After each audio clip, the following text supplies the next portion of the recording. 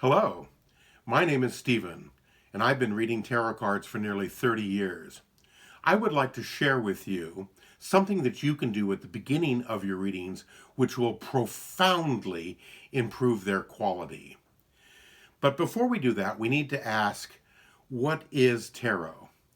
Briefly, tarot is a spiritual divinatory device. Now, a divinatory device is merely a tool that we employ to discern that which is unknown or hidden.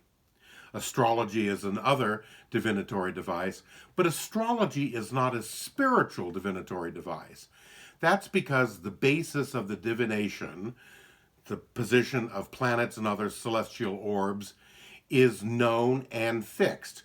With the aid of an ephemeris, we can find at any given date in the past or future where the position of the planets will be. Tarot is fluid. The answers change every time that we ask a question. They change in response to the questions that we ask. And if you think about that, that is nothing less than magical. We bring our psychic and spiritual powers to bear on the cards and influence them. Now, a few years into my tarot card readings, a dear friend of mine departed, and he left me his tarot card deck. When I started using his deck for readings, I was amazed. It was like plugging into an electric spiritual current. The quality of the answers, the depth, the sharpness was dramatically better. At first, I thought it was just the energies that he had left imbued on the cards, and to a certain extent that was true. But then I realized he was actively helping me in the readings. Upon further investigation and spiritual growth, I realized that there are any manner of spirits out there who want to help us in our readings. All of us are assigned spirit guides and spirit teachers at birth to help us.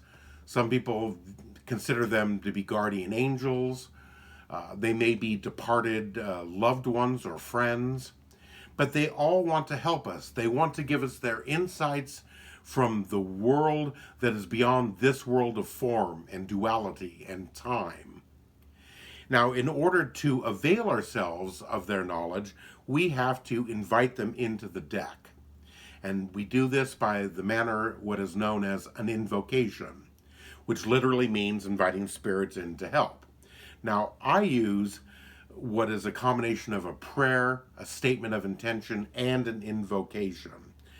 And I do this because we have to be very careful about who we let in to the decks.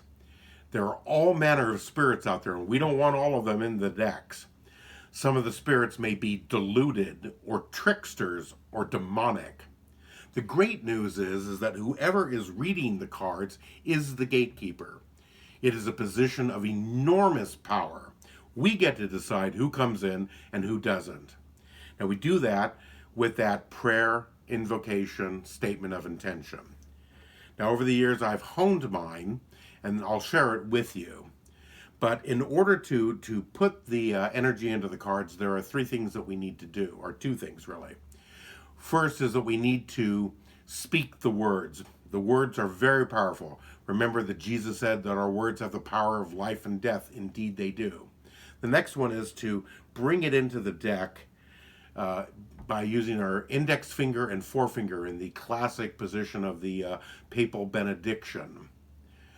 You'll recognize this in the weight deck for the Hierophant, or also called the Pope in the Marseille deck, or in the magician who raises it above his head to bring down the wisdom and powers of the heavens into the cards.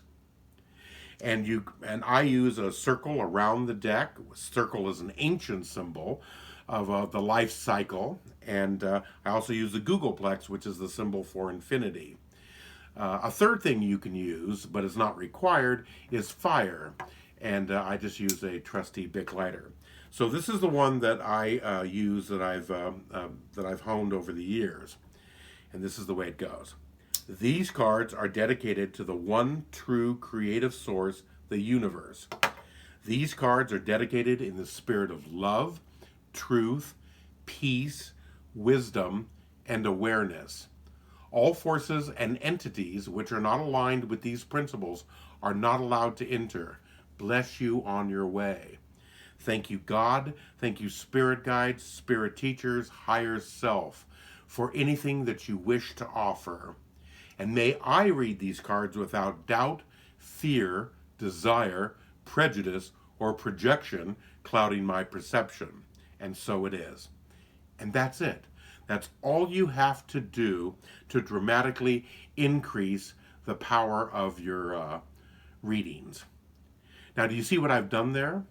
I've invited spirits in, but they have to be, by our words, peaceful, truthful, aware, and loving. So we've weeded out all sorts of malevolent actors. I would love for you to leave comments in the section. Try it for yourself and leave me a comment and see how it works. I think you will be amazed. And if you like this video, please hit like and subscribe. There are other things that we will cover in future videos on how you can also improve your readings. Thank you so much for listening, and have a great day.